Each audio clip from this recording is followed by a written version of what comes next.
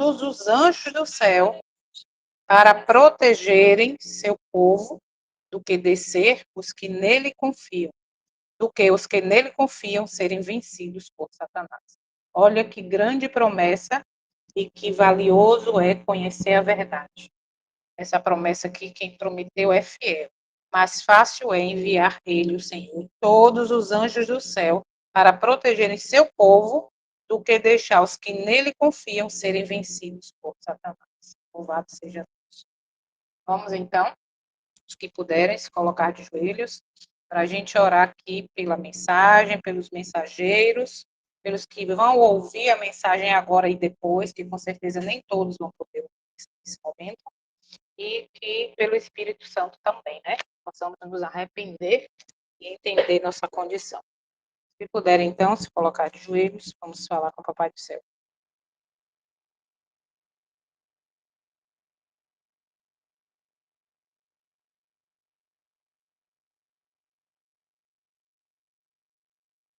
Oremos.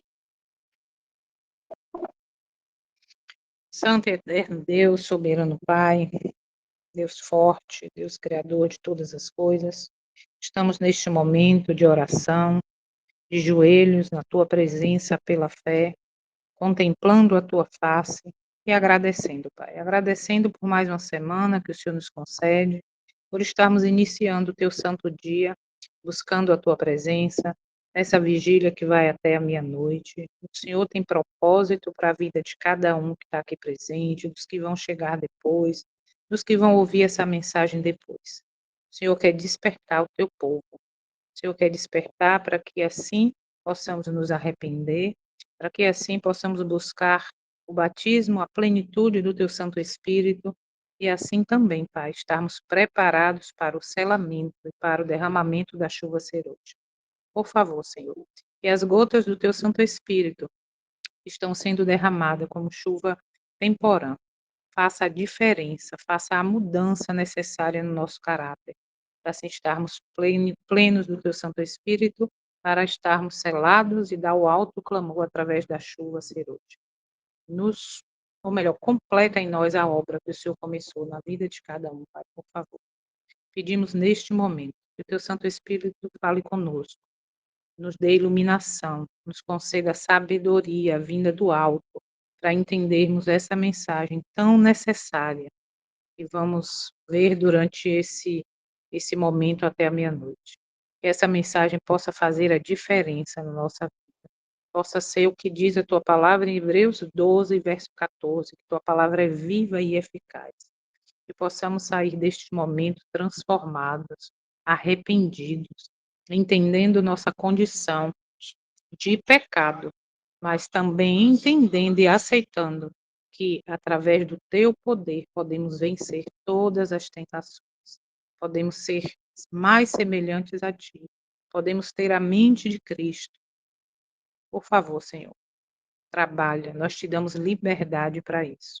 Te pedimos agora, pelo teu poder, através do teu Santo Espírito, pela mensagem que vai ser dada, ou pelas mensagens que vão ser aqui apresentadas, pelos mensageiros que sejam usados pelo teu Santo Espírito, que nós também, como ouvintes, possamos estar atentos, que nada disperse nossa atenção, tire nosso foco de aprender do Senhor, de sermos despertados, de entendermos que é chegada a hora do juízo. Como diz 1 Pedro, o juízo começa pela casa de Deus. Tem misericórdia do teu povo, Pai. Como Célia bem aqui louvou, Babilônia não é o nosso lugar. Por isso, nos liberta desse vinho, do engano. Nós não queremos, Pai, estar te servindo enganado, estarmos te servindo de qualquer jeito. Como nós aprendemos em Patriarcas e Profetas, o testemunho de Jesus é bem claro, que diz que tinha dois grupos desde o início lá, Caim e Abel.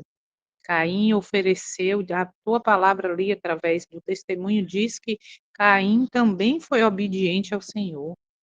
Caim ofereceu ali um altar, construiu um altar no lugar devido, fez tudo direitinho, mas na hora do sacrifício ele ofereceu o que ele quis.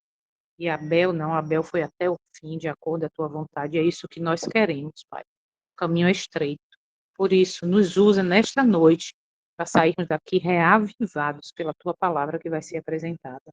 Toma também em tuas mãos, Senhor, todos nós que estamos aqui, os que vão ouvir essa mensagem depois, que entendamos a condição em que nós estamos vivendo, mas que podemos ser vencedores pela justiça de Cristo, pelo seu sacrifício e graça oferecido a cada um de nós. Por favor, continua conosco no restante deste sábado, não só até a meia-noite, mas no restante do teu santo dia. Possamos fazer o que diz Isaías 58, verso 13. Não cuidar dos nossos próprios interesses, não andar nos nossos próprios caminhos, nem falando palavras vãs. E tudo o que venhamos a fazer, sejamos movidos pelo teu Santo Espírito. Abençoa as pessoas que, através, Pai, nós cremos dessa vigília que nasceu no teu coração para despertar o teu povo.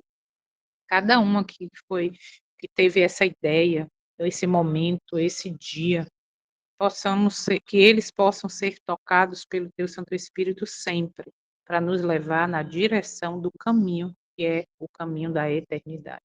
Por favor, nós sabemos que estamos neste mundo, mas não pertencemos a este mundo de pecado. O Senhor nos criou para honrar e glorificar o teu nome. Possamos sair daqui com essa certeza, reconhecer nossa condição, sermos acordados por ti. Obrigada por mais essa oportunidade que o Senhor nos concede. Visita os enfermos que de repente estão também ouvindo essa mensagem, ou que não estão. Visita as famílias enlutadas. Cuida de nós, Pai, por favor. O melhor, continua cuidando. E possamos valorizar a tua misericórdia diária, que o Senhor nos concede ao fato de não sermos consumidos. Possamos valorizar essa misericórdia, te buscando e honrando o teu nome. O nosso comer, falar, vestir, enfim. Cuida de todos nós. Em nome de Jesus, nos apresentamos humildemente em tuas mãos, pedindo perdão de todos os nossos pecados, seja por pensamentos, palavras, ações e reações. Perdoa, Pai, pelo sangue do teu Filho amado Jesus Cristo, é que te pedimos e já te agradecemos. Amém. Amém. Louvado seja Deus. Amém, amém, amém. Muito obrigada, irmã Josiane. Senhor abençoe. Neste momento, irmãos, nós convidamos a nossa irmã Ana, que vai apresentar um louvor ao Senhor. Queres mesmo ver Cristo voltar? E possamos fazer uma reflexão, meditando na letra deste louvor. Amém. Amém, meus irmãos, amém. Como a irmã que falou bem, é uma interrogação, né, que nós fazemos a nós mesmos. Será que do jeito que nós estamos vivendo as nossas vidas, nós queremos mesmo ver Jesus voltar ou queremos ficar neste mundo ainda, né, de pecado? Então, que nós reflitamos na letra deste hino.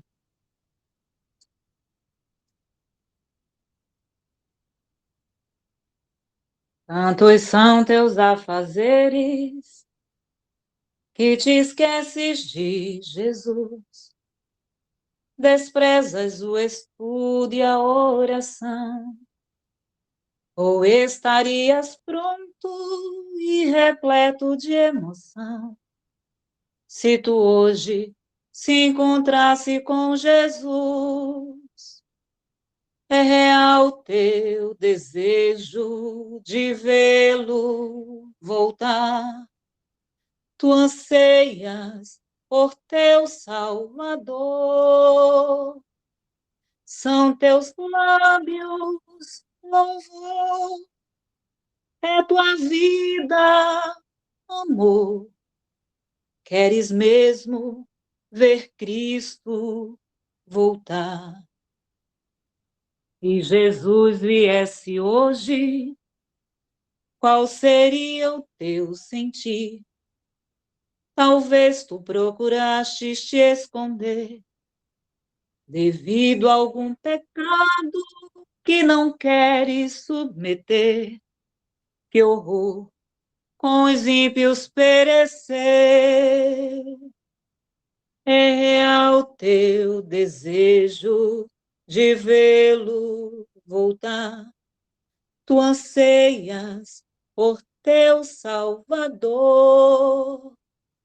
São teus lábios louvor é tua vida, amor.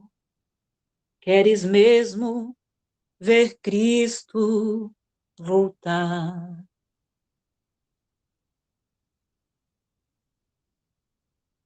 Amém, irmãos? Fica a pergunta, né? Mais uma vez para cada um de nós. Queremos mesmo ver Cristo voltar? Com este louvor, nós aqui convidamos, né, a primeira mensageira desta vigília, a nossa irmã Carla Vanassi, muitos aqui a conhecem, né, traz também para nós muitas mensagens poderosas. O título da mensagem que ela vai estar, através do poder do seu Santo e Bom Espírito, nesta vigília, são sinais eminentes do fim da graça. Irmã Carla, a oportunidade agora é dada à senhora. Amém?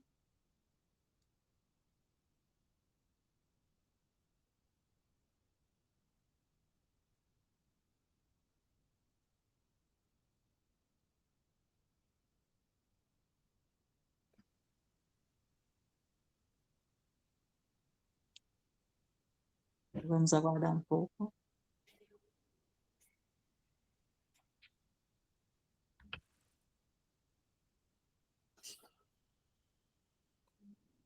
Boa noite aos meus irmãos. Abriu agora a câmera aqui, né? Vocês conseguem me ouvir? Faz um joinha para mim, por favor, se vocês estão ouvindo. Ok. Então, eu desejo a todos um feliz sábado, que todos sejam muito bem-vindos. Graças a Deus, o Senhor vem reunindo seu povo de norte a sul do Brasil, com esse recurso que nós temos, que é muito válido, que nos dá a oportunidade de, como Paulo disse, né? Estamos unidos no mesmo espírito. E hoje eu comentei com meu esposo que é muito gratificante nós podermos estar juntos com pessoas que nós vamos conhecer, talvez não fisicamente, face a face aqui nessa terra, mas que fazendo parte da nossa história, nós vamos muito em breve conhecer no céu. Glória a Deus por isso. Vou compartilhar aqui com vocês a minha tela.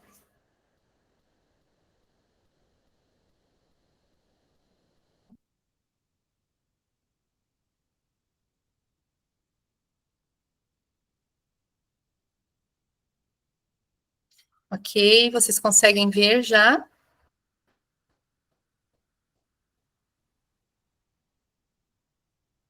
Espero que isso, já tem um ok aqui para mim, então. Então, meus irmãos, nessa noite, né, princípio de sábado, desejo a todos que nós possamos ter realmente um reavivamento físico, mental e espiritual com o nosso Deus, e que nós possamos compreender na história de Israel a questão da apostasia, porque essa situação, ela se repete, e o próprio sábio Salomão disse que não há nada de novo, não há nada de novo debaixo do sol. Então, o tema dessa vigília é proposto, primeiramente, no coração de Deus, como bem disse a irmã Ana, apostasia, apostasia, apostasia, é o que está escrito nas portas das igrejas. E o título dessa mensagem, Perfídia, a apóstata Israel.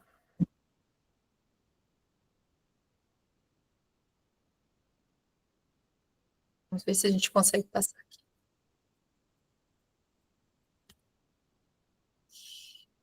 Então, Jeremias 3, verso 6, se os irmãos quiserem acompanhar com as Bíblias, podem abrir a Escritura. Se quiser acompanhar aqui também no computador, no PowerPoint também estarão os textos. Onisciente Deus, o Senhor também me disse nos dias do rei Josias, tu tens visto aquilo que fez a apóstata Israel? Ela subiu sobre todo o alto monte e sobre toda a árvore verde e ali andou se prostituindo.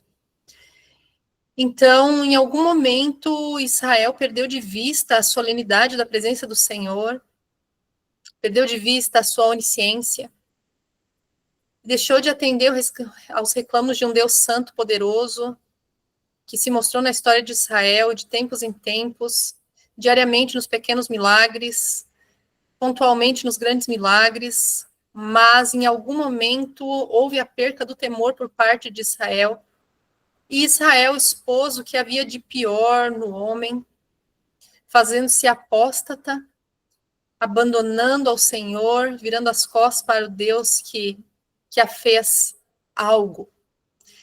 Então, nós vemos que existe um relato de grande apostasia entre a nação que Deus escolheu para ser sua, que não era a maior, não era a mais poderosa, não era a mais bem armada, mas um povo pequeno que o Senhor escolheu para guiar. Aqui nós temos uma triste descrição dessa palavra, perfídia, né? Perfídia em Israel significa deslealdade, infidelidade, traição. Eu acredito que as pessoas que infelizmente passaram por uma situação dessa, talvez no casamento, talvez um dono de empresa que foi traído por um sócio, talvez pais que foram traídos pelos seus próprios filhos, essas pessoas entendem bem o que significa essas palavras, deslealdade, infidelidade e traição. A grande apostasia em Israel consiste na condição de afastamento total e definitivo de alguma coisa, como uma doutrina, ideologia, ou etc., né? Sem a permissão ou autorização de terceiros. O apóstata, indivíduo que pratica apostasia, em alguns casos, pode sofrer consequências negativas por seu ato de renúncia. Então, a gente destaca aqui essas duas palavras, uma afastamento e a outra renúncia.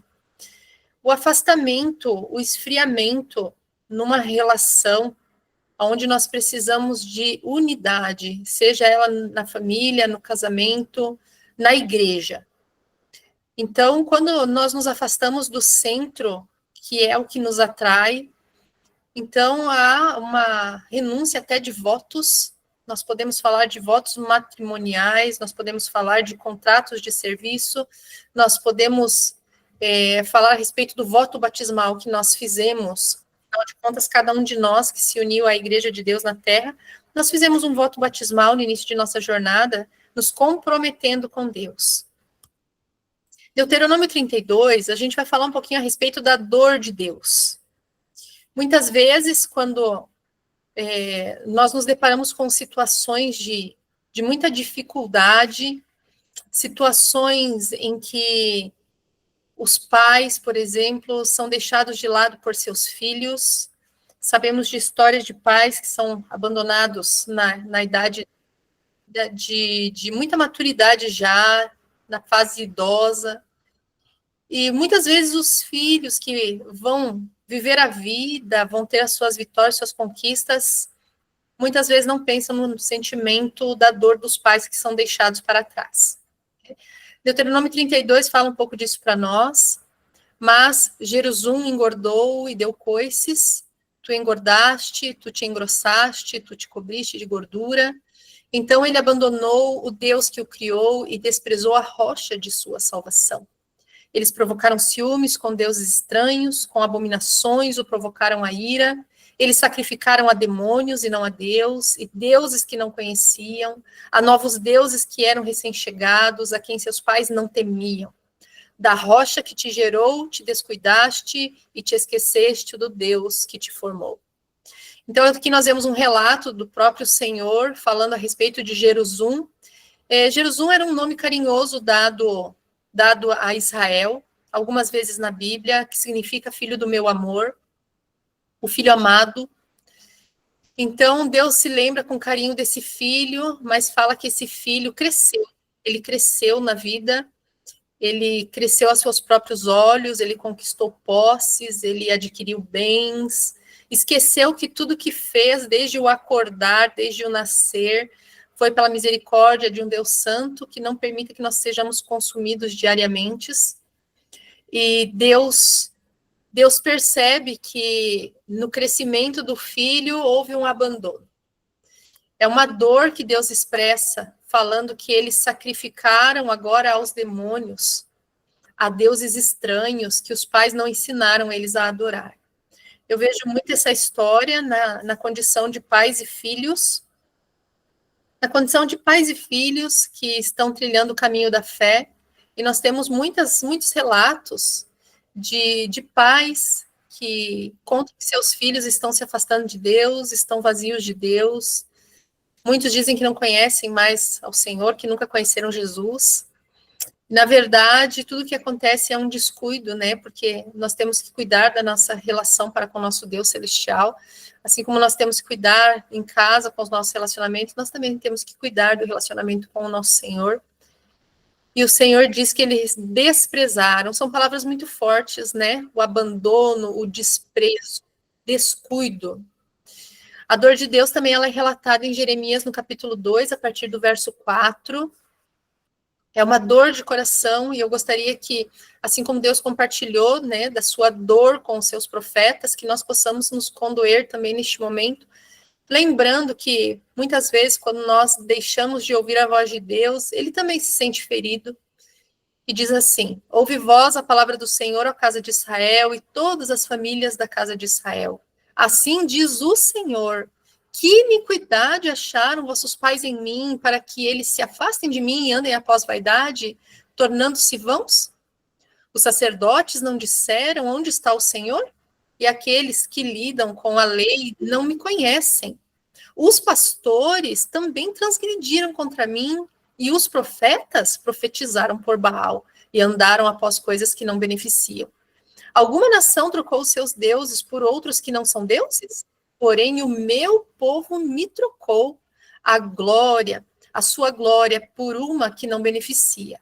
Estai atônitos, ó céus, por causa disso, e ficai terrivelmente temerosos, ficai muito desolados, diz o Senhor, porque meu povo fez duas maldades.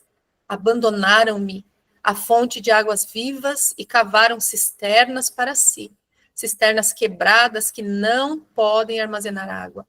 Pode uma donzela esquecer os seus ornamentos, ou uma noiva a vestimenta? Contudo, meu povo me esqueceu por inumeráveis dias. Então, a dor de Deus compartilhada com o profeta. Aliás, nós vemos a vida dos profetas sendo utilizadas por Deus como uma ilustração daquilo que ele estava vivendo. Quando nós vemos o profeta Oséias, por exemplo, que tinha que casar com uma mulher prostituta, ele estava compartilhando com o profeta a vergonha da traição, estava compartilhando a sua dor. Quando Ezequiel perdeu a sua esposa, quando ela foi recolhida pelo sono da morte, a viuvez, o sentido de perca, a perca da cara metade, a perca da sua costela, digamos assim, foi sentida pelo profeta, era a dor de Deus perdendo o seu povo. E muitas vezes nós percebemos que Deus vai compartilhando com seus profetas a sua própria dor. Mas, afinal de contas, quando é que vem a queda espiritual?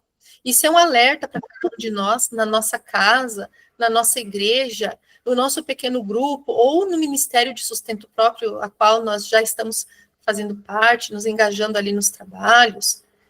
Salmo 73, o salmista declara o que é que quase o fez cair na fé. Porquanto eu acumulava inveja dos arrogantes ao ver a prosperidade desses ímpios. Então, quando os nossos olhos, irmãos, eles são postos na mesma altura que nós estamos vivendo, isso é, aqui na Terra, quando nós nos demoramos a olhar a vida do ímpio, é aí que vem a nossa insatisfação, em alguns momentos, com a vida espiritual. Então, muitas vezes, na fase de adolescência, da juventude, muitas vezes acontece que os filhos passam a olhar os colegas, os ditos amigos, e sentem inveja muitas vezes, porque parece que o ímpio é mais feliz, parece que ele é mais alegre, parece que ele tem mais atividades interessantes e ele vai uma distância mais longa conquistando e tendo coisas. Esse foi o sentimento de Asaf quando ele escreveu o Salmo 73, que ele diz assim que o que acumulava nele mesmo era a inveja. Ele reconhece quando ele escreve o Salmo. E eu acredito que o Espírito Santo permite que ele revele isso, porque isso é um alerta para cada um de nós, porque os nossos olhos, se nós olharmos para o nosso nível de vida aqui, talvez em algum momento nós vamos estar insatisfeitos, porque nós estamos olhando para o local errado. Provérbios 3:31 vem para nós o conselho: não tenha inveja de quem é violento, nem adotes qualquer um dos seus procedimentos. Então veja que aqui existe até uma frase que diz assim que os fins justificam os meios. Essa é uma frase jesuíta, que diz assim que nós podemos fazer uso de meios, ainda que não sejam corretos, para alcançar uma finalidade, um objetivo. Mas o Senhor está nos dando aqui um alerta, Salomão vai nos dando um alerta, não tenha inveja daquele que é violento, daquele que faz as coisas com as suas próprias mãos, pela sua própria força. Provérbios 24:1 também diz, não tenha inveja dos ímpios, tampouco queiras caminhar na companhia deles. Então, a inveja do povo de Israel, a inveja por ter as coisas com as suas próprias mãos, fazer as coisas com seus próprios braços, a inveja de ter um rei, a inveja de estar na moda, digamos assim, a inveja dos cavalos do Egito, que eram os melhores, hoje a gente compararia com os carros, essa inveja foi o que fez com que eles deixassem de enxergar o propósito de Deus para eles, que era muito maior do que ter coisas nessa terra. Deus, ele convida o profeta Ezequiel num momento muito sério de cativeiro. Como foi cantado aqui o louvor pela irmã Célia, quando em cativeiro te levaram de Sião, o que aconteceu, o que realmente aconteceu para que permitisse algo tão sério acontecer com seu povo, o povo que ele amava, o povo que ele sustentava, o povo que ele protegia, que ele dava tudo que ele podia dar para que não se corrompesse. O que foi, será que Ezequiel viu, meus irmãos? Eu convido vocês a abrirem Ezequiel capítulo 8, e agora nós vemos aqui que Deus descortina para o profeta as causas que nem sempre estavam evidentes, porque às vezes era feito no oculto. E como nós falamos ali no primeiro texto de Jeremias capítulo 3, a onisciência de Deus, ele pergunta para o profeta, você viu como eles estavam lá debaixo das árvores se prostituindo? E, obviamente, muitas vezes o profeta não via nada, mas Deus era os olhos do profeta. Deus, ele enxergava pelo profeta, e aquilo que ele queria revelar ao profeta, ele revelava. E aqui nós vemos em visão, Ezequiel, capítulo 8, ele vê a partir do verso 10, assim eu entrei e vi, e eis toda forma de coisas rastejantes. Então, nós temos que tentar na nossa mente, ver isso na nossa mente. Você imagina um lugar agora cheio de coisas rastejantes, serpentes, lagartos, animais que não são belos aos nossos olhos, que têm uma história de pecado por trás deles. Esses animais abomináveis, todos os ídolos da casa de Israel retratados na parede ao redor. Então, todas as paredes pintadas não eram coisas belas, atrativas aos olhos, mas eram ídolos, deuses que estavam sendo ali retratados. Ali quem estava? Lá estavam em pé diante deles 70 homens dos anciãos da casa de Israel, e no meio deles estava Jaazanias, filho de Safã, e com cada homem o seu incensário em sua mão, e uma espessa nuvem de incenso subia. Aqui estava mostrando que eles estavam em oração, eles estavam fazendo serviço sacerdotal para esses deuses. Então, ele me disse, filho do homem, viste que os anciãos da casa de Israel fazem no escuro, cada homem nas câmaras das suas imagens, pois eles dizem, o Senhor não nos vê, o Senhor abandonou a terra. Ele também me disse, vira-te ainda novamente, e tu verás maiores abominações que eles fazem. Aqui nós vemos uma cena muito triste, que Deus manda o profeta olhar para a parede, e ele olhou dentro, e ali abriu-se uma porta, e ele começa a ver o que é que as pessoas estão fazendo na sua intimidade. Quando os olhos não estão vendo, os olhos de fora não veem. E uma coisa eu digo para os irmãos, nós somos exatamente aquilo que nós fazemos quando estamos sozinhos. O que nós olhamos quando estamos sozinhos, o que nós ouvimos, o que nós falamos quando estamos sozinhos, quando os olhos ao redor não estão nos vendo, seja de dia, seja de noite, se for dentro do quarto, se for dentro da casa, se for no trabalho, nós somos exatamente aquilo que nós estamos fazendo quando estamos sozinhos. Aqui nos chama a atenção porque existiam 70 homens, eles eram dos anciãos, eles eram líderes. Mas um deles é citado pelo nome, o nome dele é Jaazanias. Ele tem o nome e ele fala do pai dele. Safã era um homem muito fiel a Deus. Ele é citado algumas vezes na Escritura. Safã teve filhos fiéis e teve netos que eram fiéis a Deus, mas um deles se destaca não pela fidelidade, mas sim pela idolatria. Jaazanias, o registro bíblico indica assim que Safã 3 dos seus filhos e 2 dos seus netos usaram sua posição influente para apoiar a adoração verdadeira e o fiel profeta Jeremias. Que dizer do outro filho de Safã, Jaazanias? Diferentemente dos demais membros da família de Safã, parece que ele se empenhava em idolatria. No 6º ano do exílio de Ezequiel em Babilônia, ou por volta do ano 612 a.C., o profeta teve uma visão em que 70 homens ofereciam incenso a ídolos no templo em Jerusalém. Entre eles estava Jaazanias, o único mencionado por nome. Isso pode sugerir que ele era um membro destacado daquele grupo. O exemplo de Jaazanias mostra que ser criado numa família piedosa não garante que alguém se torne adorador fiel de Jeová. Cada um é responsável pelas suas ações. Então, nós vemos aqui que a liderança de Israel, neste momento em que Deus enviou Jeremias para falar 40 anos, alertar o povo 40 anos, que viria o cerco, que eles seriam destruídos se não se rendessem, obedecendo a palavra do Senhor. Ali mostra que, na época, a liderança estava plenamente corrompida. Plenamente. Eram traidores do Senhor. Infelizmente. E nós percebemos que essa época era uma época muito triste, em que os próprios líderes diziam que o Senhor não via, não os via. Nós temos no Novo Testamento também alguns exemplos de pessoas que agiram como se Deus não os visse também. Mas essa questão do Jaazanias, de ser um líder, ter o seu próprio nome ali indicado, isso para nós nos deve chamar atenção. E eu, nesse momento, eu falo para os nossos irmãos que estão congregando nas igrejas e são líderes. Eu falo para pais de família que são líderes. E eu gostaria de falar para mães, para irmãs que não estão com seus esposos, ou que o esposo não é um cristão, não é convertido, ou irmãos que têm a esposa que não é convertida. Você, na sua casa, você é um líder. E vocês estão todos sendo observados. Eu estou sendo observado todo o tempo, irmãos. Visto que nós estamos vivendo em uma época de juízo, o Senhor está olhando na terra, como está lá em Lucas, ele está procurando fé. Fé na palavra. E nós vemos aqui que essa liderança, infelizmente, não tinha fé. Mas nós vimos a questão da idolatria entre os líderes, agora nós vamos ver Ezequiel 8, a festividade pagã entre o povo. Ezequiel 8, 14 e 15 fala assim para nós. Então ele me trouxe à porta do portão da casa do Senhor, que estava em direção ao norte, e eis que lá estavam assentadas mulheres chorando por Tamuz. Então ele disse-me, tu viste isto, ó filho do homem? Vira-te ainda novamente, e tu verás maiores abominações do que essa. Então, para o Senhor, a idolatria daqueles animais rastejantes que estavam todos pintados nas paredes, o fato da liderança estar com os incensários oferecendo orações, como a gente leu no verso anterior, na verdade, eles estavam sacrificando a demônios, e ali eles estavam orando aos demônios também.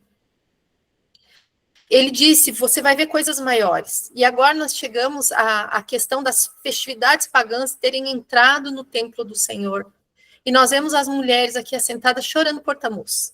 Aqui eles estão chorando na quaresma de Tamuz, aonde ele permanecia morto e depois surgia como ressuscitado na Páscoa babilônica.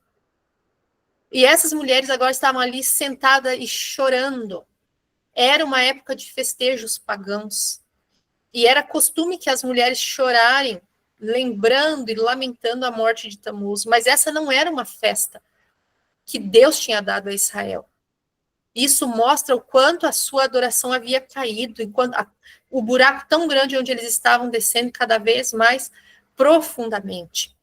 Aqui nós vemos, né, a questão hoje que nós não estamos nesta época, pois já estamos no mês aí de fevereiro, mas nós vemos que o deus Tamuz, ele era representado como o deus da árvore de pinheiro, e muitas vezes essa questão da árvore de pinheiro tem sido trazida para dentro da igreja como uma festividade chamada cristã.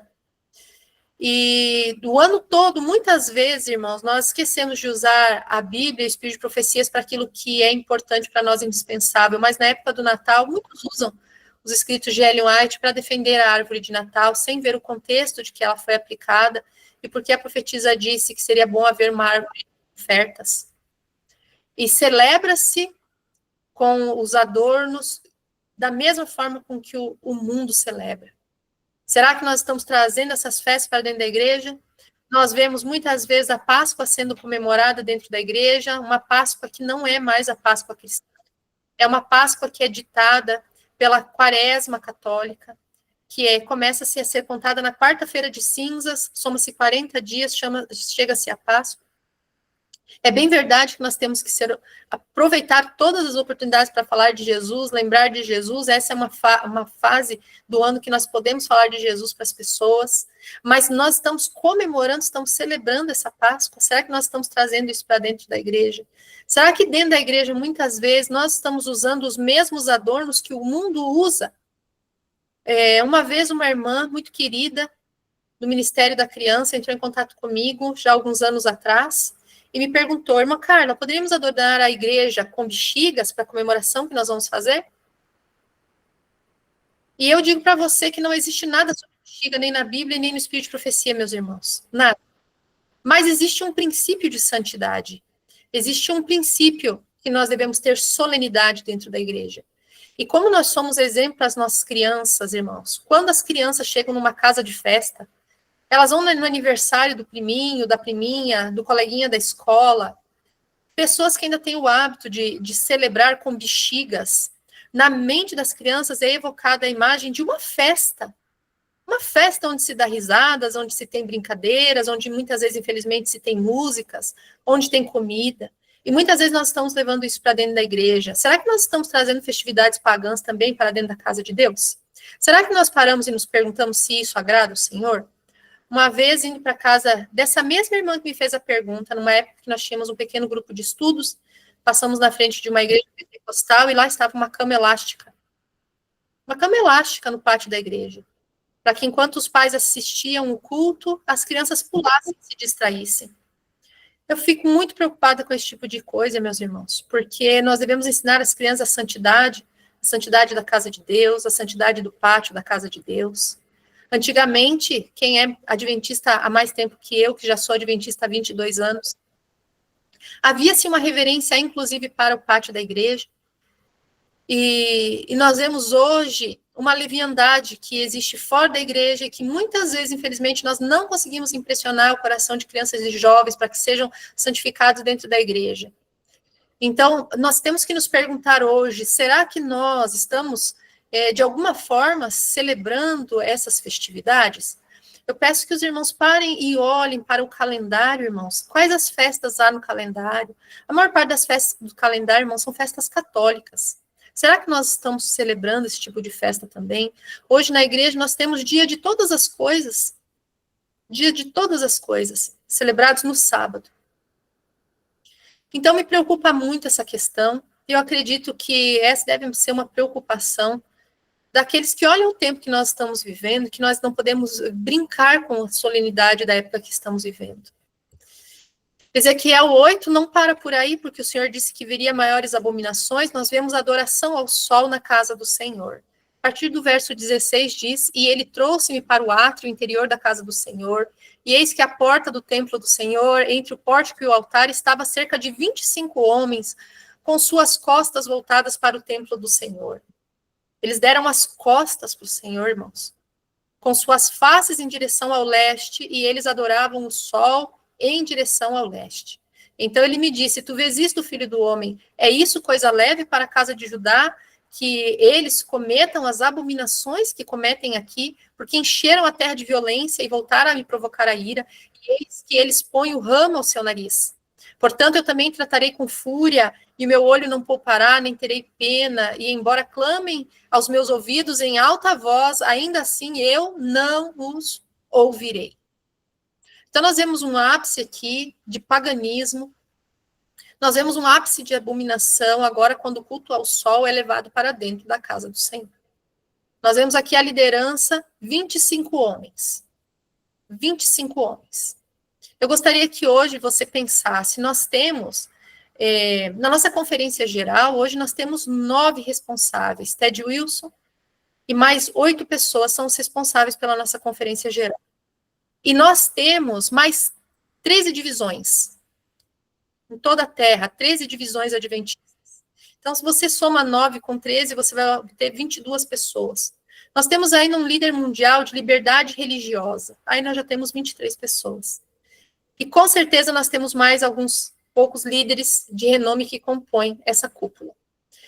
Eu não afirmo nada para vocês, não digo que esses homens estão em apostasia, mas digo o seguinte: imagine se toda a nossa liderança hoje, todos esses principais homens que são líderes em nossa igreja, imaginem se todos eles hoje passassem a pregar a guarda do domingo em nossas igrejas. Era o que estava acontecendo lá em Israel. Lá em Israel, eram 25 homens da liderança. Estavam de costas para o templo, voltados para o leste, adorando ao sol, abertamente. Se eles adoravam o sol, irmãos, não é de se surpreender que eles estivessem guardando o primeiro dia da semana. E aí, Deus compartilha sua dor com o profeta e pergunta para o profeta: tu acha que isso é uma coisa leve para a casa de Judá? Olha, sabe como é que eu vou tratar eles? Eu vou tratar eles com fúria. E aqui tem esse final de verso que diz que eles colocam o ramo debaixo do seu nariz. Irmãos, muitas vezes existiam tantos mortos nas guerras que era insuportável sentir aquele cheiro de carne sendo putrefada. E para suportar estar em alguns locais, eles colocavam um ramo perfumado para suportar. A questão é que Israel estava morto espiritualmente nessa época. Espiritualmente mortos. Eram poucos os que estavam vivos. E, infelizmente, o retrato era muito triste, a ponto de, para Deus, ser insuportável. E aqui ele diz que ele não iria poupar, que chegou o momento onde a ira de Deus ia transbordar.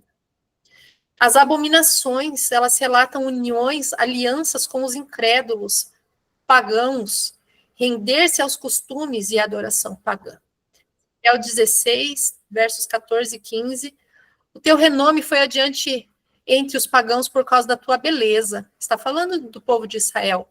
Porque era perfeita através da minha beleza, que eu tinha colocado sobre ti, diz o Senhor Deus. Mas tu confiaste em tua própria beleza e prostituíste por causa do teu renome, e derramaste tuas fornicações sobre todo o que passava, e ela era dele. Então aqui Deus compara a nação de Israel a uma bela mulher, uma mulher muito bela, a qual o Senhor tinha feito bela. O Senhor. Mas, confiando em sua própria beleza, essa mulher bela se prostituiu. Ela foi muito conhecida, mas ela se tornou prostituta. E derramaste em fornicações. E ela se dava a todo que passava. Mas a questão era, Israel era apenas uma meretriz? Ela era apenas uma prostituta? Ou ela era uma adúltera? Em Ezequiel 32, 26 a 32, é muito triste o relato do que Deus conta sobre Israel, que diz: também cometeste fornicação com os egípcios, os teus vizinhos de grandes carnes, e tem aumentado tuas prostituições para me provocares a ira. Também tens te prostituído com os assírios, porque és insaciável, sim? Tu tens te prostituído com eles e ainda não podes se satisfazer. Multiplicastes, ademais, a tua fornicação na terra de Canaã, até a Caldeia, e ainda assim não ficaste satisfeita com ela. Quão fraco é o teu coração, diz o Senhor, vendo tu fazeres todas essas coisas, obra de uma imperiosa mulher indecente.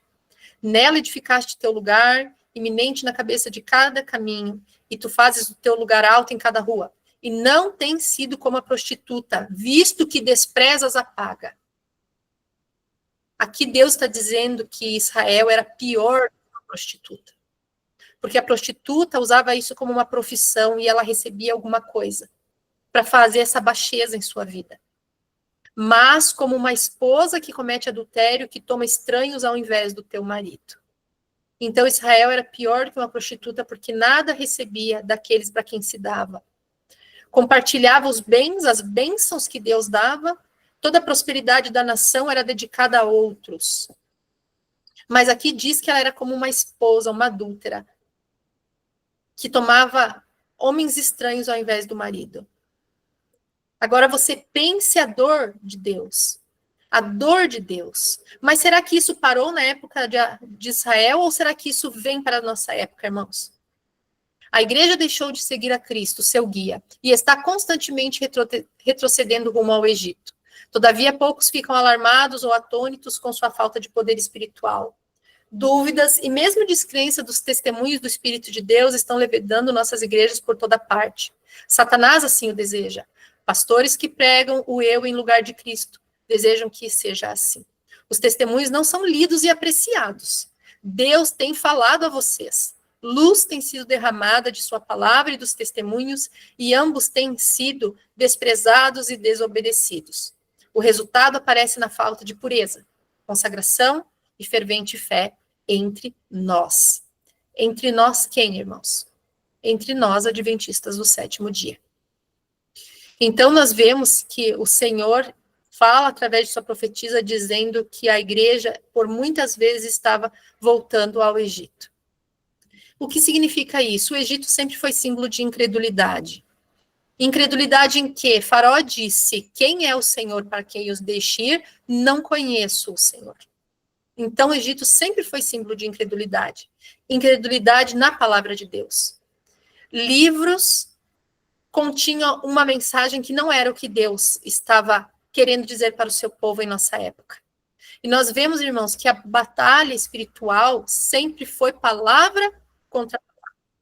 E eu gostaria de deixar bem claro para os irmãos que nós hoje, já fim dos tempos, ano de 2025, nós corremos o mesmo perigo que Israel correu de apostatar, corremos o mesmo risco de voltar ao Egito, como a serva do Senhor disse, que constantemente o povo de Deus estava voltando ao Egito. E hoje nós também corremos esse perigo. Como isso aconteceu nos dias de Ellen White? Living Temple encerra o alfa dessas teorias. Eu sabia que o ômega seguiria dentro em pouco tempo e tremi pelo nosso povo. Sabia eu que deveria advertir nossos irmãos e irmãs a que não entrassem em controvérsia em relação à presença e à personalidade de Deus. As afirmações feitas em Living Temple acerca deste ponto são incorretas, são mal aplicadas. As passagens usadas em apoio da doutrina ali exposta. Isso está em Mensagens Escolhidas, volume 1, página 203. Então, nós vemos chegando agora no meio do povo de Deus, através de livros, uma informação que não era o que Deus estava passando ao seu povo. E isso foi chamada por Ellen White de alfa dessa teoria. Alfa era o princípio, era a primeira letra, era o início. E ela viu o fim disso, e ela ficou aterrorizada pelo que o povo de Deus em nossos dias estaria correndo de perigos, irmãos. Então, a questão doutrinária que foi entrando aos poucos e trazendo falsas verdades. Em Visão da Noite, foi-me mostrado distintamente que essas opiniões foram por alguns consideradas grandes verdades que devessem ser introduzidas, dando-lhes preeminência na atualidade. Foi-me mostrada uma plataforma firmada por sólidas vigas de madeira, as verdades da palavra de Deus.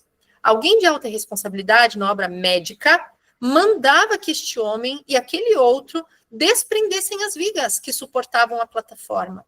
Ouvi então uma voz que dizia: onde estão os vigias que deveriam estar sobre os muros de Sião? Estão dormindo? Esta base foi lançada pelo obreiro mestre e suportará vendavais e tempestades. Permitirão que este homem apresente doutrinas que neguem a passada experiência do povo de Deus? É chegado o tempo de ação decidida. Então, o risco que se apresentou para a Igreja de Deus nessa época, onde o Dr. Kellogg trouxe as informações não confiáveis, de forma nenhuma, sobre o panteísmo, que é a crença de que Deus está em todos, Deus está na árvore, Deus está nos animais, Deus está no cachorro, Deus está falando aqui, está falando ali, Deus está no pecador, então o pecador agora também é um Deus. Nós temos que tomar muito cuidado com isso, irmãos, muito cuidado.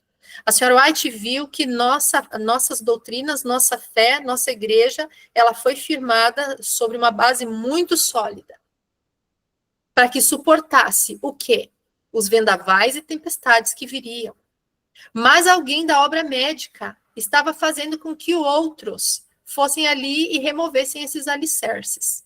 A questão é, nós estamos preparados hoje, irmãos, estamos a ponto de discernir mensagens que tragam para nós esse tipo de heresias? Nós estamos prontos para isso? Nós estamos buscando em Deus a verdade, ou nossa fé sempre está dependendo de uma outra pessoa que nos diga se isso é uma heresia ou não? Mateus 24, verso 1, fala ali Jesus falando que não restaria pedra sobre pedra. O inimigo das almas tem procurado introduzir a suposição de que uma grande reforma deveria efetuar-se entre os adventistas do sétimo dia, e que essa reforma consistiria em renunciar às doutrinas que se erguem como pilares de nossa fé, e empenhar-se num processo de reorganização. Se tal reforma se efetuasse, qual seria o resultado? Seriam rejeitados os princípios da verdade que Deus, em sua sabedoria, concedeu à igreja remanescente. Nossa religião seria alterada. Os princípios fundamentais que têm sustido a obra nesses últimos 50 anos seriam tidos na conta de erros. Estabelecer-se-ia uma nova organização. Escrever-se-iam livros de ordem diferente. Introduzir-se-ia um sistema de filosofia intelectual. Os fundadores desse sistema iriam às cidades realizando uma obra maravilhosa, e o sábado seria naturalmente menosprezado, como também o Deus que o criou.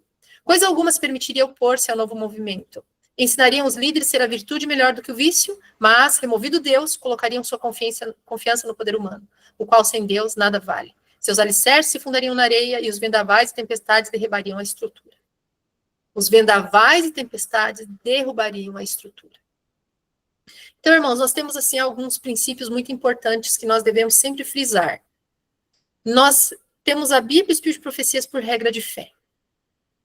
Nós temos algumas doutrinas que são estabelecidas realmente firmemente por Deus.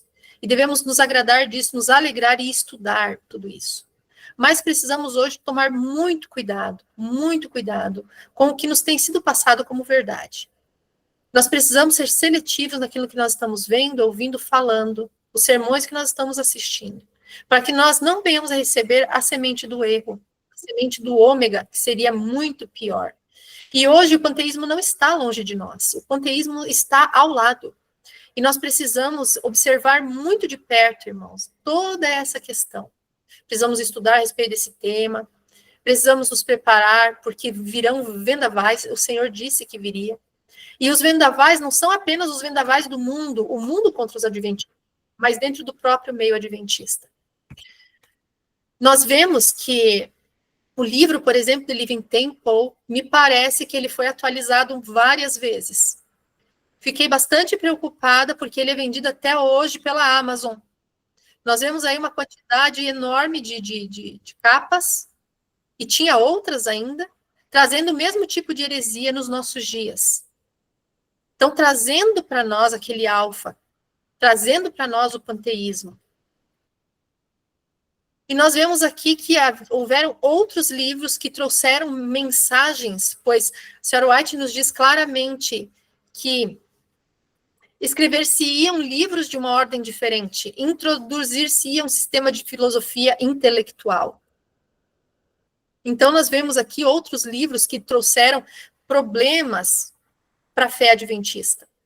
A nossa fé primitiva, aquela fé que estava alicerçada. Um desses livros, infelizmente, é o Questão sobre Doutrinas, que rebaixou algumas das nossas doutrinas mais importantes, como a natureza de Cristo, o santuário, a igreja remanescente, o dom de profecias, a humanidade de Cristo. Então, trouxe grande prejuízo para o povo adventista, e hoje ainda nós vemos uma grande confusão, uma confusão enorme ainda, em relação ao que é realmente o pecado, sendo que a profetisa de nossa igreja diz que só uma descrição de pecado, ela é a transgressão da lei. Hoje existe uma confusão enorme, dizendo que nós não podemos vencer o pecado, que nós vamos atravessar o tempo de graça pecando, colocando a graça numa condição menos favorável do que o pecado. Então, existem hoje muitas questões em nosso meio. Existe esse outro livro mais atual, chamado Hunger, do pastor John Dibdall, que é americano, de uma igreja nossa nos Estados Unidos, que traz agora a questão da oração centrante, oração contemplativa, doutrinas de Inácio de Loyola para o nosso meio. Logo abaixo aqui nós temos um livro também que fala a respeito do santuário, de Desmond Ford, né, que ainda hoje há muito Fordismo em nosso meio, desprezando a doutrina do juízo investigativo, desprezando a questão de que Jesus passou 1810 anos intercedendo pelo povo, seguindo bem certinho, passo a passo, dentro do santuário, como foi mostrado aqui na Terra. E nós temos aqui também o livro Concerto Eterno, que infelizmente é um material muito bom, mas que traz dentro de si também a questão do panteísmo. Então, nós precisamos estar alertas, vigilantes, por quê? Porque a apostasia fez parte da história de Israel. Eles caíram em apostasia algumas vezes. E nós hoje, se nós não estivermos vigilantes, podemos cair no mesmo erro. Jeremias 36, 23, tendo Jeude lido 3 ou 4 do livro, cortou o rei com um canivete de escrivão e o lançou no fogo que havia no braseiro, e assim todo o rolo se consumiu no fogo que estava no braseiro. Jeremias 37, 14 e 15, pelo que irados os príncipes contra Jeremias, depois de o açoitarem e meterem no cárcere que havia na casa de Jonatã, escriba, porque ele era o prefeito do cárcere. E assim entrou Jeremias na casa do fosso e num calabouço, e esteve ali emparedado Jeremias muitos dias. Então nós vemos no meio do povo de Israel uma ira contra os escritos proféticos. Na verdade, quem odeia os escritos proféticos é Satanás. Mas ele usa aqueles que são fracos de coração, como nós lemos agora há pouco, para fazer uma obra dessa, de abolir, de abominar o espírito de profecias. Então, muitas vezes eu ouvi, irmãos, que entre o nosso meio, nós não deveríamos nem falar no púlpito que nós temos uma profetisa, deveríamos chamar ela, né, de doutora Ellen White, mas não de profetisa. Então, vocês vejam que o inimigo, até hoje, nos nossos dias, ele tem uma ira contra o espírito de profecias. E o que aconteceu com Jeremias, que era a boca de Deus entre o povo, foi calado, né? Uma cultura do cancelamento não é de hoje, meus irmãos, já faz muito tempo, né? Que as pessoas que falam a verdade, elas são canceladas, né? De alguma forma. Nós pegamos aqui para mostrar para os irmãos esse quadro, esse aqui é do site oficial da igreja, né, noticiasadventistas.org, tá ali do ladinho o link, e nós vemos aqui que do ano de 2013 para 2023 houve, né, alguns declínios na igreja em relação ao culto familiar, né. Então, aqui se vê que em 2013, 56% das pessoas, né, vocês vão ver ali na última linha, elas faziam, assim, esporadicamente o culto familiar. Esporadicamente. Em 2023, apenas 49% fazia esporadicamente o culto familiar. A primeira linha mostra ali as famílias que faziam o culto familiar diariamente. Em 2013, era de 16% apenas das famílias fazendo culto diariamente. Em 2023, 17%. De 2 a 6 vezes por semana, em 2013, era 21% das famílias que faziam culto familiar. Em 2013, apenas 18%. Ali, uma vez por semana, 19% fazia em 2013, em 2023, apenas 14% dos membros da igreja faziam o culto. Uma única vez em família, de manhã e à noite. Então, agora eu pergunto para os irmãos, a apostasia era muito grande em Israel naquela época, que o Senhor disse, eu não vou poupar, o meu olho não irá poupar, eu estou vendo, ninguém está brincando comigo, eu estou vendo. Mas eu pergunto para vocês aqui e para mim mesma, irmãos, será que nós estamos dentro desses índices? Porque se a Bíblia está sendo esquecida, o espírito de profecias é esquecido, o culto é esquecido, nós temos uma vida firme com Deus ou nós temos uma vida de apostasia?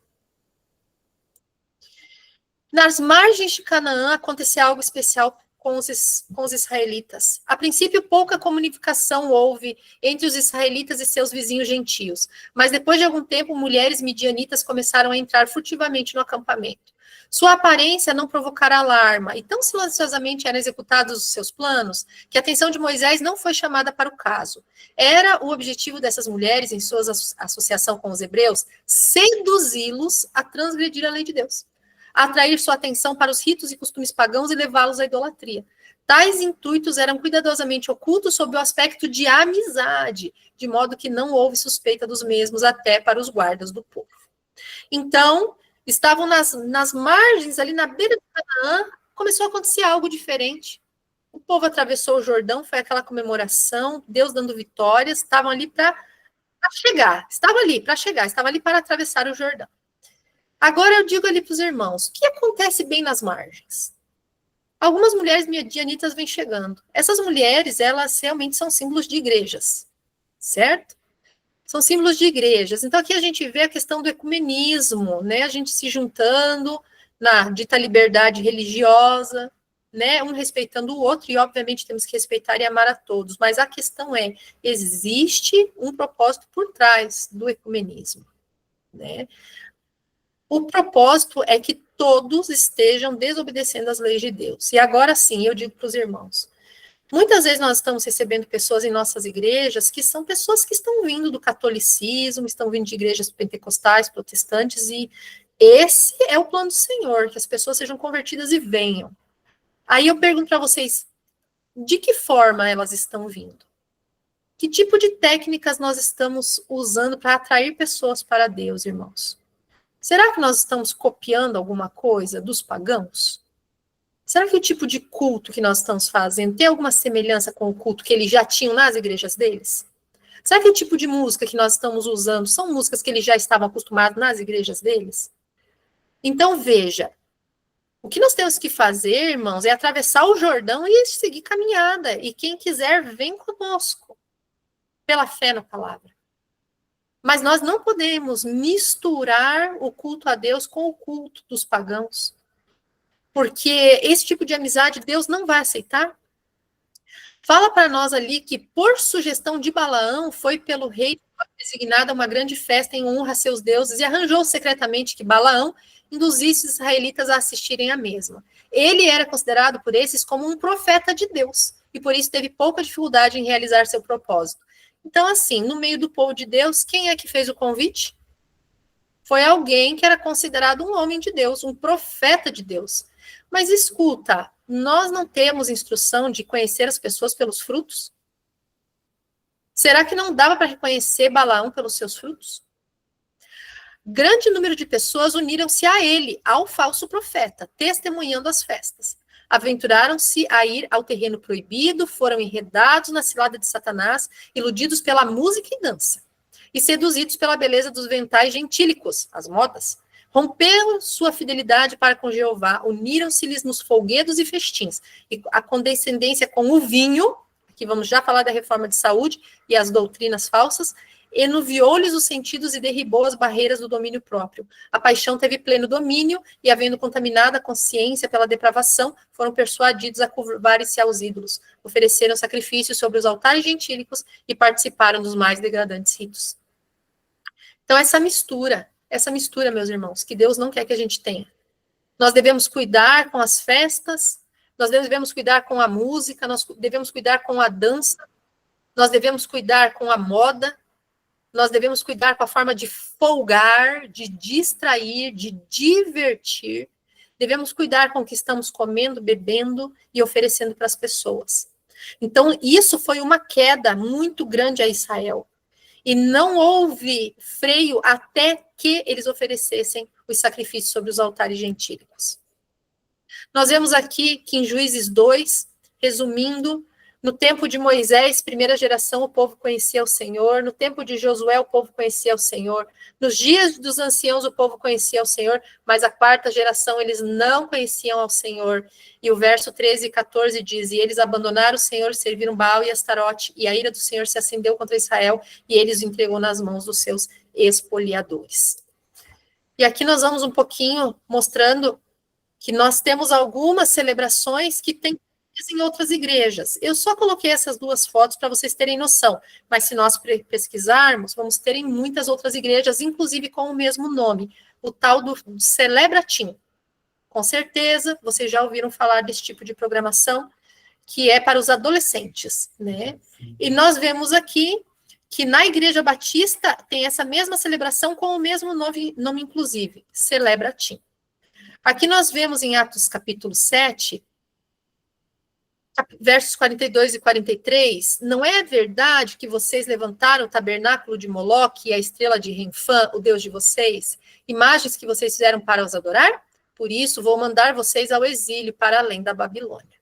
Então, em Atos, eles relembram o cativeiro que foi feito para o povo de Israel, porque eles ofereceram os filhos aos deuses. E hoje, irmãos, infelizmente, como nós estamos falando de apostasia, e nós julgamos que temos irmãos já maduros na fé para não se escandalizarem, mas para suspirarem e gemerem, nós trazemos com pesar algumas pouquíssimas imagens de celebrações que têm sido feitas hoje com os nossos adolescentes e jovens, né? Adultos que também não querem crescer também participam desse tipo de programação. Então, é algo que entristece muito o nosso coração, porque se mexe muito com os sentidos, a visão, a audição, né, a emoção, as emoções baixas, irmãos, elas são muito excitadas para que se tenha uma aparência de que o Espírito Santo está trabalhando, uma aparência. E nós, muitas vezes, né, nos precipitamos e não investigamos o que tipo de coisas estão sendo feitas e permitimos nossos filhos, netos, sobrinhos a participarem. Nós vemos que vai mais longe, onde, infelizmente, nós temos, né, uma boa programação chamada Caleb em nossa igreja, mas lá na divisão norte, eles mandaram fazer para 2025 uma camiseta diferente, verde, para apoiar a COP30 no Brasil. Irmãos, nós não precisamos ser nem tão dotados de inteligência para entender o que é a COP. E nós não devemos, né, nem assim ser um pós-graduado para entender que a COP está andando lado a lado com a Laudato Si do Papa Francisco e com os acordos globais. Então, eu quero mostrar isso para vocês, como hoje, cavando na parede e abrindo a porta, para que nós vejamos em que época nós estamos vivendo. Então, isso não é de agradar ninguém. Isso não me agrada, isso me entristece, pesquisando e vendo essas coisas, isso me entristece muito. Compartilhar me entristece muito. Mas nós vemos que o povo de Deus, ele tem unido o que Deus não queria que unisse. Que nós vemos algumas fotos da união da liberdade religiosa no Brasil com a política. Nós vemos aqui esse senhor aqui na foto superior, né? Nós sabemos que ele faz parte da maçonaria, infelizmente. O que é que esse tipo de gente faz junto com o povo de Deus, eu me pergunto, né? Então, me pergunto por quê? Porque essa é uma das nossas advogadas, né? Eu não vou falar o nome dela, talvez muitos saibam. Se você não sabe, você pesquisa. Então, OAB, em defesa da liberdade religiosa, você já vai saber quem é ela, porque nós não vamos denigrir a pessoa, mas vamos falar da situação. O que há uma líder de liberdade religiosa com a maçonaria? Aqui nós vemos o Cariocão, que foi feito o ano passado, encontro de jovens lá, desbravadores, apoiando o G20, por exemplo. Nos intervalos de cada programação, aparecia lá no telão a propaganda do G20 Brasil 2024. Me pergunto por quê? Se o Senhor disse para nós que nós não devemos nem nos unir ao Rei do Sul e nem ao Rei do Norte. Mas quando a senhora White diz que a igreja constantemente está voltando ao Egito, nós ficamos chocados. Então, assim, ó, isso não é para eu dizer assim, para você, meu irmão, não vá mais à igreja. Eu jamais vou falar uma coisa dessa, jamais. Mas estou falando assim para vocês, vamos estar atentos para saber em que época estamos vivendo. Vocês lembram das serpentes pintadas nas paredes que Ezequiel viu? Animais rastejantes pelas paredes. Revista Adventista, a Organização Mundial de Saúde e a Igreja Adventista do Sétimo Dia iniciaram uma parceria global sem precedentes destinada a reduzir as taxas de mortalidade infantil e materna. Essa é a primeira vez que a OMS, a Agência da Saúde Pública das Nações Unidas, realiza parceria com uma organização religiosa em uma escala global. Segundo disse a enfermeira Anete, que foi uma das principais proponentes do programa de formação das parteiras, que deve ter duração de 5 anos. Então, me pergunto por que unir-se à OMS? A igreja é transformada em ponto de picadinhas contra o Covid-19. Então, assim, irmãos, por quê? Clínica nas Filipinas participa do programa de picadinhas, mas ali nós estamos vendo a imagem da igreja. Tudo é do site oficial, tá, meus irmãos? Isso, a gente não se agrada de montar nada de mau gosto com esse tipo de coisa, mas isso é site oficial. Aí a gente vê um tipo de imagem assim. É muito difícil cavar na parede e abrir a porta para a gente enxergar o que Ezequiel enxergou, não é verdade? É muito difícil. É de doer o coração. Aí a gente vê uma parceria global com a OMS, as serpentes rastejantes, agora a gente vê uma parceria com a ONU. Por quê? Que tipo de formação tem esses senhores na ONU? Eles creem no quê? Eles pregam o quê?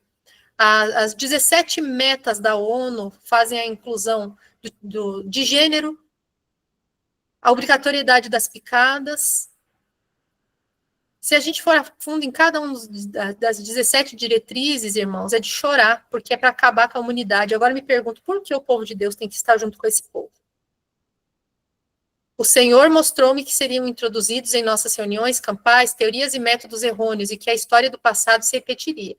Senti-me grandemente aflita, fui instruída a dizer que nossas demonstrações acham-se presentes demônios em forma de homens, trabalhando com todo o engenho que Satanás pode empregar para tornar a verdade desagradável às pessoas sensatas. Assim, na parte amarelinha, assim busca Satanás pôr seu selo sobre a obra que Deus quer que se destaque em pureza. Então, irmãos, reuniões nossas, do nosso povo, onde estariam presentes demônios. Aqui nós colocamos essa figura de Miriam saindo do Egito com hábitos egípcios, tocando o seu tamborim. E a música se tornaria um laço. Eventos finais 159, as coisas que descreveste como tendo lugar em Indiana, o Senhor revelou-me que havia de ter lugar imediatamente antes do fim do tempo da graça. Demonstrar-se-á tudo quanto é estranho, haverá gritos com tambores, música e dança. Os sentidos dos seres racionais ficarão tão confundidos que não se pode confiar neles quanto a decisões retas. Uma balbúrdia de barulho choca os sentidos e perverte aquilo que, se devidamente dirigido, seria uma bênção. As forças das instrumentalidades satânicas misturam-se com alarido e barulho para ter um carnaval. Isso é chamado de operação do Espírito Santo. Essas coisas que aconteceram no passado antes de ocorrer no futuro. Satanás fará da música um laço pela maneira com que é dirigida. Não demos lugar a essas estranhas tensões mentais que afastam a verdade da mente das profundas atuações do Espírito Santo. A obra de Deus sempre se caracteriza pela calma e dignidade. Então, irmãos, aqui vem um alerta enorme para nós, já que o tema da nossa vigília é apostasia, apostasia, apostasia. Veja esse texto. Estamos em perigo de tornar-nos uma irmã da caída Babilônia, deixando que nossas igrejas tornam-se corrompidas e cheias de todo espírito imundo, esconderijo de toda ave imunda e detestável. Irmãos, como que a igreja ficaria cheia de espíritos imundos? Esconderijo de toda ave imunda. Isso está falando aqui de espíritos malignos, né, irmãos? A ave imunda não é a pomba que representa o Espírito Santo, que foi vista no batismo de Jesus. Então, nós falamos da música e nós falamos agora dessa questão da igreja estar cheia de espíritos imundos. Irmãos, hoje é bem tranquilo e bem fácil que nós possamos ter muita informação sobre música, sobre os toques nas músicas, e vermos que muitas e muitas músicas que são usadas hoje em nosso meio são verdadeiras invocações de anjos maus.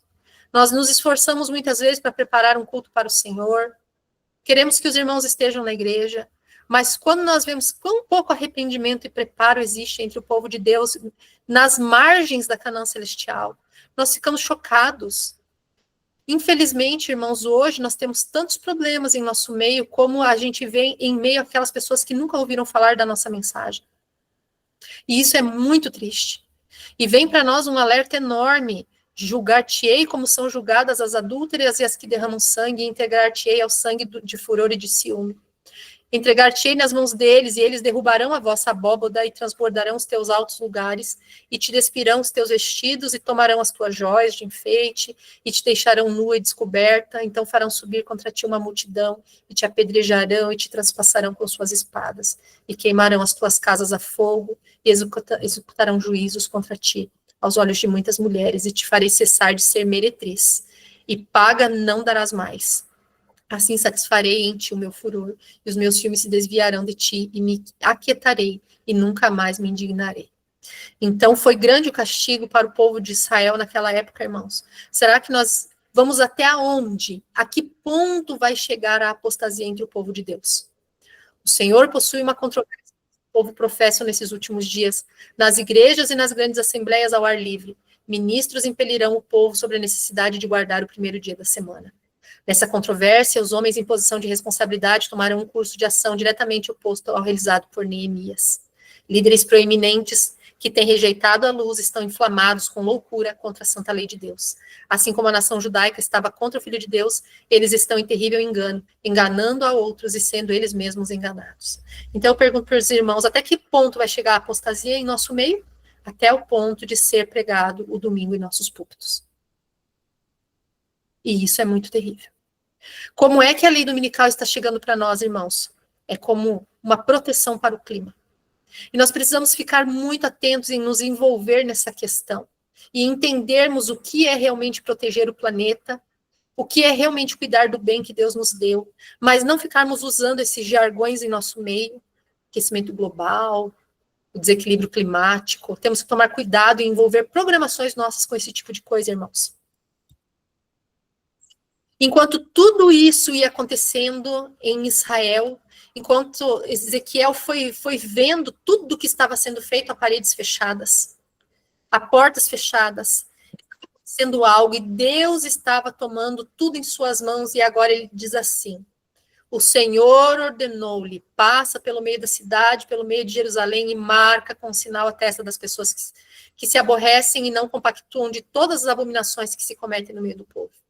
Enquanto, irmãos, estava crescendo toda essa apostasia no meio de Israel, Deus deu a ordem para o selamento.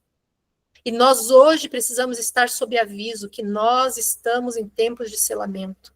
E nós precisamos vigiar. Irmãos, nós não vamos conseguir ir na África, na Europa, na América do Norte, alertar nossos irmãos dentro de cada igreja, dentro de cada pequeno grupo, dentro de cada ministério de sustento próprio. Mas do lugar onde nós estamos, irmãos, a começar por dentro da nossa casa, nós temos que estar despertos.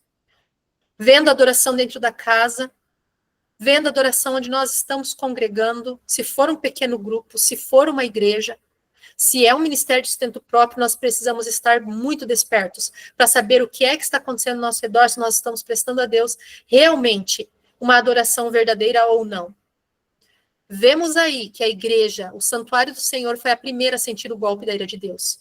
Os anciãos, aqueles a quem Deus dera grande luz e quem haviam ocupado o lugar de depositários dos interesses espirituais do povo, haviam traído o seu depósito. Colocaram-se no ponto de vista de que não precisamos esperar milagres e as assinaladas manifestações do povo de Deus, como nos dias da antiguidade.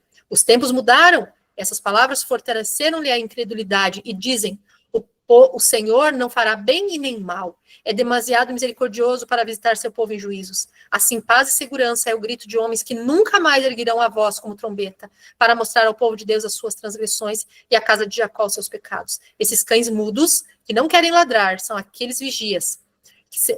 São aqueles que sentirão a justa vingança de um Deus ofendido. Homens, virgens, crianças, todos perecerão juntos. E esse texto, irmãos, não é para os dias de Israel. É para nossos dias.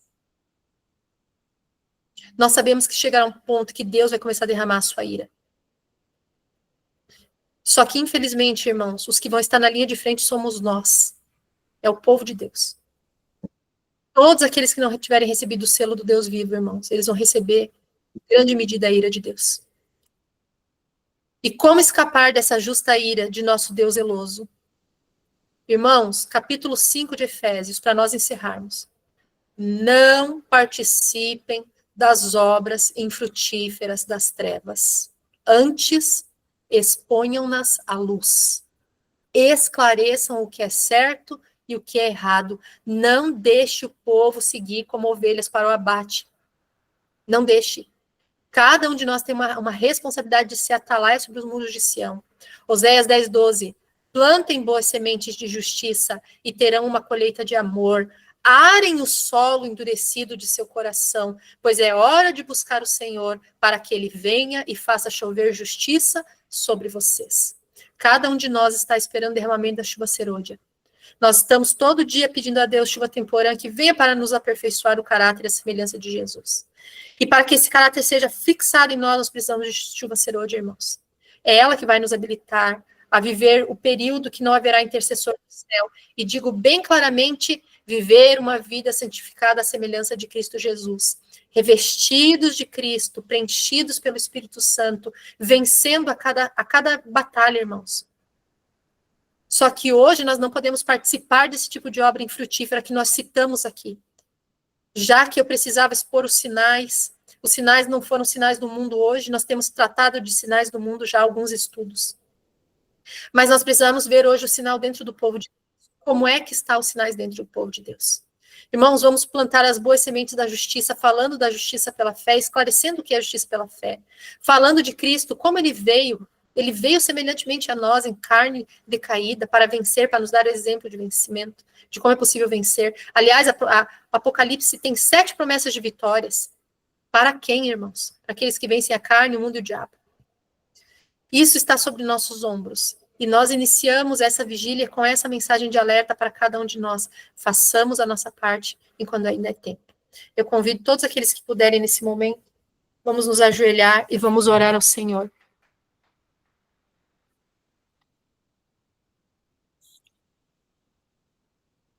Santo Deus, eterno Pai, nós te louvamos, Senhor, por termos passado esses momentos aqui na abertura da nossa vigília, Senhor. Fazendo, Senhor, um paralelo entre Israel e nós. Fazendo um paralelo entre o povo, Senhor Deus, que estava ali, Senhor, sendo levado para a Babilônia. Conosco, Senhor, que estamos vivendo dias de cerco também por Babilônia. E nós queremos pedir ao Senhor a tua misericórdia, a tua misericórdia, a tua misericórdia sobre o teu povo, sobre a face da terra. Pai, nós pedimos um despertamento entre nosso povo, Senhor, de norte a sul, de leste a oeste. Senhor, suplicamos que o Santo e Bom Espírito ajude o povo de Deus a despertar, a cair em si, Senhor, de que nós não podemos estar indo com o mundo. Não podemos nos envolver, nós não podemos usar técnicas pagãs, nós não podemos usar as técnicas das igrejas caídas. Senhor, o atrativo para nós é a palavra. Podemos usar, Senhor Deus, coisas que ilustrem, mas não, Senhor, que rebaixem tua mensagem. Ajuda-nos, Senhor, que a mensagem impacte a nossa vida, que a verdade, Senhor, seja cortante em nossa vida, que a palavra seja entronizada em nossa vida, Senhor. Pai, eu te peço, Senhor, individualmente, Senhor Deus, mas eu peço, Senhor, por famílias, Senhor, eu peço por maridos, Pai. Eu peço que os maridos, Senhor Deus, sejam imbuídos de poder do Espírito Santo para exercerem o sacerdócio no lar, Senhor. Eu peço em nome de Jesus pelas esposas, Senhor, que sejam as missionárias do lar, Pai. Que não sejam mulheres rixosas, Senhor. Que possam ser mansas e humildes, Senhor. Que não estejam, Senhor Deus, ainda pretensiosas, Pai, com as roupas, com a vaidade, Senhor. Mas que possam, cheias do Espírito, ser, Senhor Deus, ajudantes dos seus esposos, Senhor. Possa ser luz para os filhos, Senhor. Ajuda nossos filhos, Pai, que sejam como os rebentos da oliveira em redor de nossa mesa, não em redor de outras mesas, de outras famílias, mas que nosso lar seja um lar alegre, Senhor, um lar de esperança, um lar onde Jesus esteja, onde haja paz. Por favor, Senhor, ajuda a nossa liderança. Nós te pedimos, Senhor Deus, em nome de Jesus Cristo, pelos nossos líderes, que possam ser despertados. Pedimos, Senhor Deus, por todos os sinceros, Pai, por todos os membros da tua igreja. Pedimos por aqueles que estão tentando pregar a verdade, estão sendo perseguidos, estão sendo calados, como tentaram fazer com Jeremias. Mas, Senhor, a tua palavra não será calada, Senhor, porque se o Senhor, meu Deus, tirar um servo de cena, outro virá e pregará, Senhor, porque a tua palavra ela é viva e ninguém pode calar as suas palavras, Senhor. Meu Deus, por favor, redobre, Senhor Deus, as nossas forças. O Senhor disse que vai multiplicar as forças de quem já não tem mais nenhum vigor. Senhor, às vezes nós nos entristecemos, choramos por ver a condição, Senhor Deus, que está o nosso povo, onde nós já deveríamos estar unidos, fervorosos, buscando o Espírito Santo. Nós deveríamos, Senhor Deus, estar uns ajudando aos outros, Senhor, mas estamos muitas vezes, Senhor Deus, isolados com as nossas próprias aflições, Senhor. Por favor, Senhor, nós te pedimos algumas coisas agora. Senhor, pedimos que o Senhor nos limpe de nossa iniquidade. Pedimos que o Senhor nos limpe, Pai. Limpa a nossa mente, o nosso coração. Limpa a nossa boca, Senhor, da maledicência, da murmuração, Senhor. Limpa as nossas mãos das nossas más obras, Senhor. Ajuda-nos, Senhor, meu Deus, a estarmos cheios do Espírito Santo. Que o Espírito Santo forme Cristo em nós, a esperança da glória.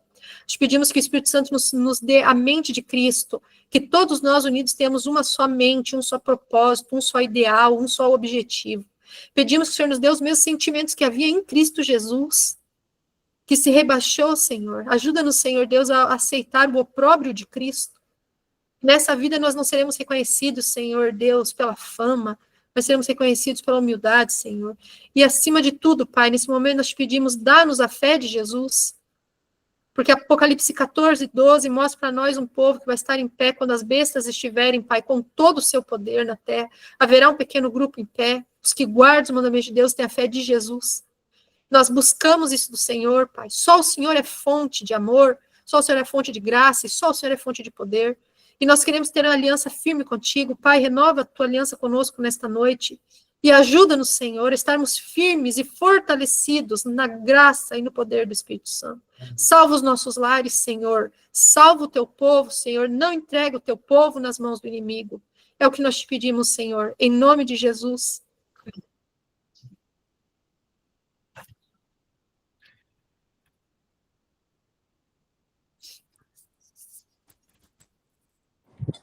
Amém, amém, amém. Muito obrigada, querida irmã Carla. Mensagem, né, irmãos? Dói o nosso coração, muita angústia, dói muito o nosso coração, vivemos tudo isso, mas é a realidade, irmãos. E nós pensamos, né, se nós ficamos assim, pensa como não fica o coração de Deus. O Senhor tem misericórdia, e Ele tem. Neste momento eu gostaria de convidar, nós precisamos buscar ao Senhor, irmãos. Buscar ao Senhor enquanto podemos achar. Buscarmos ao Senhor. E eu convido neste momento a nossa irmã Keise Vidal. Ela irá nos dirigir em mais um momento de oração intercessora. Que a irmã venha clamar pela nossa completa humilhação, irmãos. Rendição completa ao Espírito Santo do Senhor. Pela confissão dos nossos pecados, irmãos. Pela entrega do nosso eu. Também que ela clame pelos próximos mensageiros, né, que ainda virão, por cada um de nós que estamos aqui ouvindo, o Espírito Santo vem estar falando fundo ao nosso coração, e para que haja, irmãos, um verdadeiro quebrantamento entre nós. Por favor, neste momento, convido a irmã Keise, com você, minha querida, os momentos que se seguem.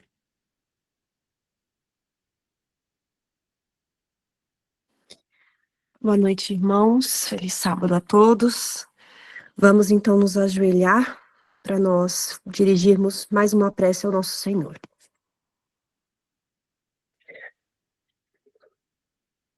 Santo e eterno Deus, poderoso Pai que está nos altos céus, a Ti o nosso louvor, a nossa gratidão, as nossas vidas no Teu altar neste momento. Aqui, Senhor, tem um pequeno grupo de Teus filhos reunidos com um único propósito, Senhor, único e exclusivamente pedindo que o Senhor nos transforme.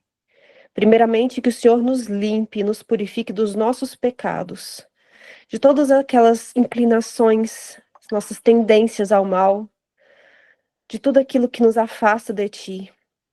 Nós somos pó, Senhor, e queremos que o Senhor esmiúce o nosso eu, desfaça completamente as nossas vontades carnais, porque nós queremos que Jesus viva no nosso lugar. Nós queremos que o Espírito Santo faça a obra por completo em nós, nos libertando de cada desejo pecaminoso, de cada tendência pecaminosa, de cada pecado que porventura alguém aqui, ou cada um de nós tenha. Queremos ser libertos do poder do pecado. Nós sabemos que o teu sangue nos limpa, nos purifica e nos dá poder, porque Jesus é quem vive em nós, e nós queremos que a glória se manifeste através do teu Filho em nossas vidas. Senhor, tu sabes os momentos em que os teus filhos têm vivido, nós temos passado como um corpo da igreja, como o teu corpo nesta terra, um povo, e nós sabemos que os momentos da história deste mundo estão realmente caminhando para o seu fim.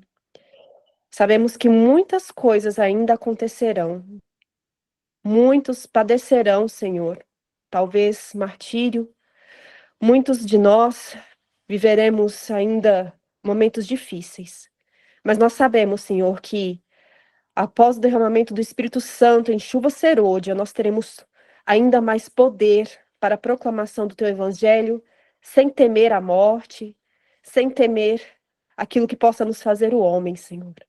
Nos prepare a cada dia, prepare as nossas famílias, prepare para que todos nós, juntos, cada um aqui com os seus familiares, esposo, filhos, pais, possam juntos, Senhor, permanecer firmes nesta caminhada e também juntos subir aos céus. Senhor, também gostaríamos de pedir, ó Pai, que continues à frente desta vigília, que a tua voz seja ouvida, que aqui apenas instrumentos sejam usados por ti, para que a tua voz, a tua vontade, a tua palavra seja explanada e apenas a tua palavra. Que nós possamos abrir nosso coração para compreender o momento em que nós estamos vivendo e para compreender o que o Senhor precisa fazer na nossa vida para que nós possamos ser usados totalmente pelo Senhor. Entregamos aqui também, Senhor, pedidos que estão no oculto. Tu sabes, Senhor, que alguns dos teus filhos aqui ainda não possuem um cantinho em meio à natureza, nas montanhas, na roça, como o Senhor deseja que nós estejamos, para que neste ambiente, em contato com a natureza, o Senhor possa moldar o nosso caráter. Esse é um pedido, Senhor, que eu sei que tem muitos corações aqui, inclusive no meu coração e do meu esposo, Senhor, que o Senhor abra as portas para que pessoas aqui, que ainda almejam fazer a tua vontade, que é sair das cidades, viver uma vida simples, uma vida de humildade, dependendo do Senhor, no campo. Nós pedimos que o Senhor abra as portas e que o Senhor cumpra as tuas promessas em nossas vidas. Nós sabemos que essa é a vontade para os teus filhos e nós cremos que o Senhor abrirá as portas conforme o teu querer. Nos dê fé, Senhor. Fé para confiar que o Senhor está à frente de tudo isso. Nós entregamos os momentos que se seguem nas tuas mãos. Em nome do teu Filho amado Jesus, o nosso Senhor e Salvador. Amém.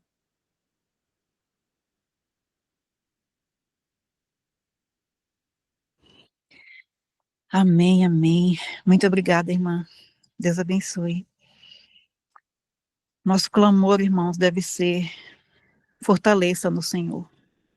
Fortaleça-nos, Pai. Por favor. Nós convidamos neste momento a irmã Ana Ribeiro, que irá louvar. Fortalece a tua igreja. Meditemos com nosso coração contrito na letra deste hino.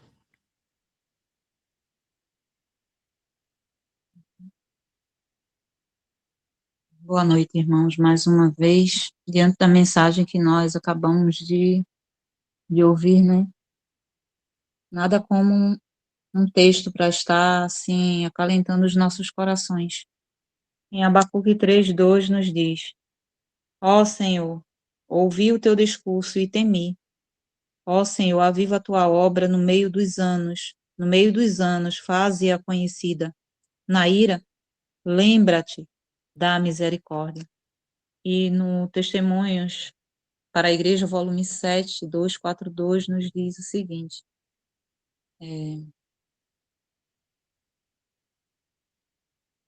nada neste mundo é tão caro para Deus como sua igreja, e a gente sabe que a igreja de Deus é o povo do Senhor, né? Não é um prédio, não são paredes, né? Não é cimento, mas sim um povo que está se preparando, né, para o encontro da sua vinda. Ele atuará com extraordinário poder através dos humildes e fervorosos. Cristo lhes está dizendo hoje: eu estou com vocês, cooperando com seus fiéis e confiantes esforços e dando-lhes vitórias preciosas. Estarei fortalecendo e santificando-os para o meu serviço. Dar-lhes-ei êxito nos esforços para despertar as pessoas que estão mortas em transgressões e pecados.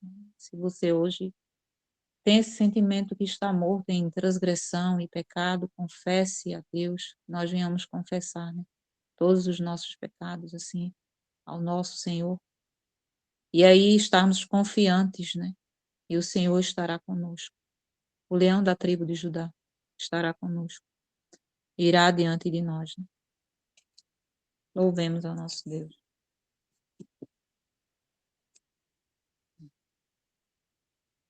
fortalece tua igreja, ó bendito Salvador, aquecendo nossas almas no divino